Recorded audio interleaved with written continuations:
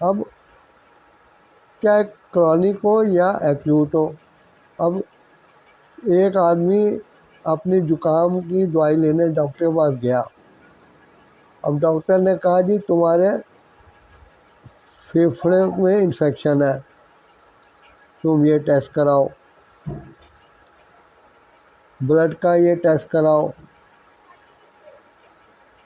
और बाहर मशीन है उसके पर जाकर अपना वज़न तुलवाओ और अपना ब्लड प्रेशर नपवाओ।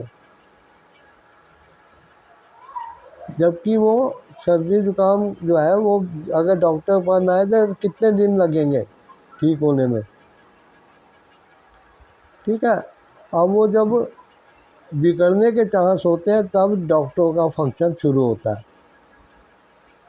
लेकिन पहले स्टेप पर डॉक्टर मरीजों को ऐसे डरा देंगे कि कहते हैं ना हाथों के तोते उड़ जाना।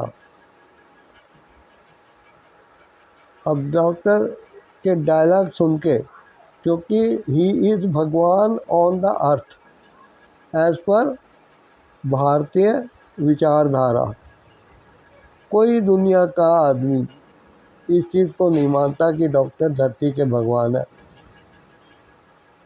लेकिन इंसान जो हमारे भारतवासी हैं उनके इस तरीके के विचार हैं। क्यों है ऐसे विचार, आप बताइए मुझे। चलिए वीडियो लंबा हो जाएगा, आप सोचते रहेंगे, मैं ही बता देता हूँ।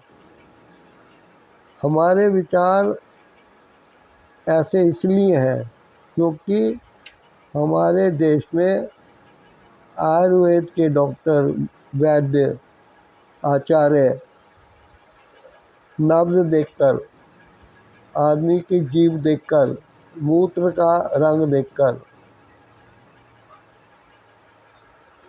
कई बीमारियों को पकड़ लेते थे। वो नब्ज देखते थे कि नब्ज कितनी उछल के चल रही है, धीमी चल रही है, सब बता देते थे कि वात, कफ और पित्त में से क्या बिगड़ा हुआ है। लेकिन यहाँ डॉक्टर मरीज को कहेगा आप उस स्टूल पे बैठ जाओ जो दूर रखा हुआ है, नज़दीक नहीं आना, क्योंकि किसी की शुगर डॉक्टर को लग जाएगी, बीपी डॉक्टर को लग जाएगा, किडनी की प्रॉब्लम डॉक्टर को लग जाएगी। इतना वो घबराते हैं। ये इसलिए घबराते हैं क्योंकि उनके शानदार यूनिफॉर्म, शानदार रहन सहन के आगे गरीब पेशेंट दूर रखने लायक ही होता है। हाँ, वो इनकम का साधन है, इसलिए उनसे प्रेम से बोल लिया जाता है। अगर कोई डॉक्टर का गरीब पड़ोसी या हॉस्पिटल का स्टाफ डॉक्टर से पूछ ले तो वो कहते हैं पहले पर्ची कटवा के आओ। आप डॉक्टर से दवाई लीजिए, उसकी 700 रुपये फ़ीस दीजिए, और फिर आप भूल गए कि डॉक्टर को ये नहीं बताया या दवाइयाँ दिखा दूँ, तो डॉक्टर को लगेगा कि ये बिना फ़ीस दिए आ गया। क्योंकि जैसे ही पेशेंट फीस देने के बाद दरवाजे से बाहर निकलता है, डॉक्टर उसके साथ बंधी हुई डोर को काट देता है और कहता है कि दोबारा डोर तभी जोड़ सकते हैं जब मेरी फीस चुका दो। अब डॉक्टर को देखिए, जितनी जानलेवा बीमारियों के डॉक्टर हैं, तो वो डॉक्टर मरीजों की मजबूरी के कारण उनकी फ़ीसें भी कितनी ज़्यादा हैं।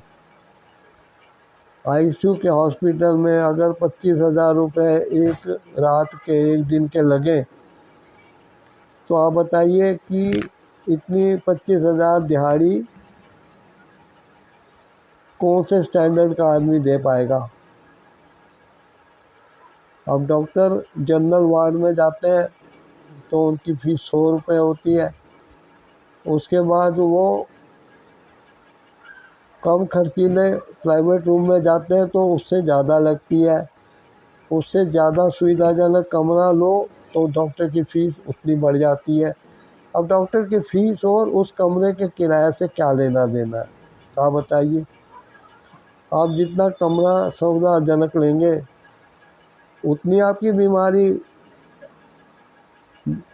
ख़राब है, ख़तरनाक है, जानलेवा है कि डॉक्टर की फ़ीस उतनी लग रही है। इसलिए अपनी सेहत को पुंजल करके सुबह सवेरे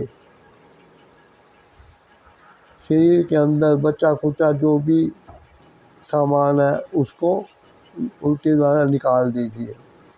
भोजन को कम समय के लिए चाहे करें लेकिन गैप ज़रूर दें। भोजन की क्वांटिटी कम रखें। अब लोग कहते हैं हम सब्जियां ज़्यादा खाएं तो चलेगा। भाई अगर सब्जियों को तेल में तल कर छोंक लगा के मसाले डाल के आग पे पका के भून के उबाल के बनाया गया हो तो आप देखिए कि वो सब्जियां हैं कि सब्जियों की डेड बॉडी है जिसे आप रोटी की जगह खा रहे हैं। इस चीज़ का विचार कीजिए। और ये ज़रूरी नहीं है कि दिन में 3 बार खाया जाए। एक बार हल्का सुबह खाइए, एक बार रात को खाइए, बीच में थोड़े बहुत फल वगैरह या कोई मूली खीरा वगैरह पत्ते वगैरह साग कच्चा खा सकते हैं तो खाइए। अंकुरित अनाज लीजिए, दालें वगैरह लीजिए। ये ज़रूरी नहीं है कि शरीर को तीनों टाइम का भोजन चाहिए, क्योंकि जितना भोजन आपने खाया वो पूरा हजम हो जाता है तो आपको लैट्रिन पास करने नहीं जाना पड़ता। अगर जितना पानी आपने पिया है वो हजम हो जाता तो यूरिन पास ना होता। लेकिन ये चीज़ें शरीर में दूषित पदार्थों को निकालने के लिए प्रकृति ने भगवान ने बनाई है और इनका वेग कभी भी रुकना नहीं चाहिए, क्योंकि जो ये चीज़ें हैं वो शरीर को नुकसान पहुंचाती हैं और इनकी क्वांटिटी कम होने से पेट जितना खाली रहेगा उतना दूषित पदार्थ अंदर कम बनेगा, उतनी खटाई कड़वापन ब्लड में कम जाएगा, उतना ब्लड साफ रहेगा। ब्लड साफ रहेगा तो शरीर साफ रहेगा, सेल ठीक बनेंगे। उसके बाद ये आपके जो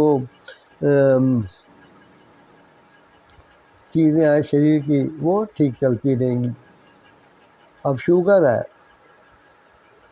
जिनको भी शुगर है वो ध्यान दीजिए कि शुगर उनकी ऊपर नीचे होती रहती है, क्योंकि खाना भी उनका ऊपर नीचे है। आप किसी कटोरी गिलास या प्लेट का एक नाप ले लीजिए और हर बार उसी क्वांटिटी में खाइए तो आपकी रीडिंग 10 प्लस या माइनस होगी, ज़्यादा फ्लैक्चुएट नहीं होगी, क्योंकि शरीर में उतना ग्लूकोज कार्बोहाइड्रेट नहीं जाएगा। और अनाज तेल और ऐसी ही दूसरी चीज़ें खाई हुई इज़ इक्वल टू शुगर। ये ध्यान रखिएगा कि खाना अगर 1 किलो है तो उतना ही शुगर का रेट होगा, यूनिट्स होंगी। और जितना आप कम खाएंगे उससे उतनी शुगर बनेगी। इससे आपकी दवाइयाँ भी बंद हो सकती हैं। पानी खूब पीना चाहिए, क्योंकि पानी ही शरीर से में शुद्धिकरण का काम करता है और मूत्र के रास्ते टॉक्सिक मैटर जितने मटेरियल अंदर है जो केमिकल रिएक्शन से भोजन हजम होने से ये सेलों के टूट फूट से बने हैं, वो सब शरीर से बाहर निकलते हैं। आपने देखिए थूक गीली है कान की मैल गीली है, नाक की मैल गीली है, आँखों की मैल गीली है, आँख से आंसू आ रहे हैं, पानी आ रहा है, पसीना आ रहा है, तो ये सब पानी के द्वारा अंदर से गंदगी निकल रही है। इसको सूखा मत रखिए। आपकी जीभ जैसे सूखे आप समझिए कि पानी मांग रहा है शरीर, क्योंकि शरीर इशारे कर सकता है, बोल नहीं सकता है।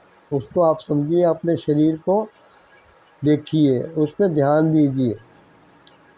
एक घुड़सवार भी अपने घोड़े के इशारों को समझता है कि वो कब थक गया है, कब उसको भोजन चाहिए, कब रेस्ट चाहिए। ये नहीं कि वो 24 घंटे दौड़ाता ही रहे उसको। थैंक्स। इस चैनल को सब्सक्राइब करिए, वीडियो लाइक शेयर ज़रूर करिएगा।